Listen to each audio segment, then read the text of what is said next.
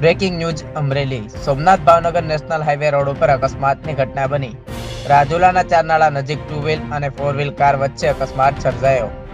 4 wheel ચાલકે bike સવારને અડફેટે લેતા બાઇક ચાલકનું ઘટના સ્થળે મોત નીપજ્યું। રાજુલા પોલીસ ઘટના સ્થળે પહોંચી વધુ તપાસ હાથ ધરી। મૃતકને 108 મારફતે રાજુલા હોસ્પિટલ ખાતે ખસેડવામાં આવ્યા।